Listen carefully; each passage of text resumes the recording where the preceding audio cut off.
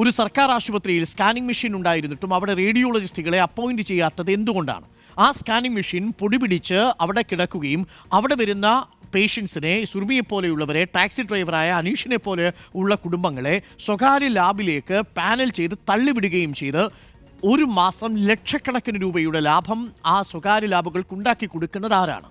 ആ സ്വകാര്യ ലാബിൽ നിന്ന് പുറത്തു വരുന്ന റിപ്പോർട്ടിൻ്റെ അടിസ്ഥാനത്തിൽ ആ റിപ്പോർട്ടിൽ ഗുരുതരമായ ജനിതക വൈകല്യങ്ങൾ ഉണ്ടെന്നിരിക്കെ റിപ്പോർട്ടിൽ ഇത് പരാമർശിക്കാതെ തെറ്റായ ചികിത്സ നൽകേണ്ടി വരുന്ന അവസ്ഥ ആരുണ്ടാക്കി? ഇങ്ങനെയുള്ള ലാബുകളെ ആരാണ് എംപാനൽ ചെയ്തിരിക്കുന്നത്? അതിനു പിന്നിൽ സാമ്പത്തിക താല്പര്യങ്ങളുണ്ടോ? ലക്ഷക്കണക്കിന് രൂപയുടെ അഴിമതി ഇതേപോലെ വിവിധ സ്ഥാപനങ്ങളിൽ അരങ്ങേറുന്നുണ്ടോ? സർക്കാർ സംവിധാനങ്ങളെ എന്തുകൊണ്ട് പ്രാപ്തമാക്കാൻ കഴിയുന്നില്ല? മറുപടി പറയേണ്ട ചോദ്യങ്ങളാണ്. അത് സർക്കാർ സംവിധാനം ഉണർന്നു പ്രവർത്തിക്കണം. ചുരുങ്ങിയ പക്ഷം അനീഷിൻ്റെ കുടുംബത്തിന് നീതി കൊടുക്കാനെങ്കിലും സർക്കാർ ശ്രമിക്കണം.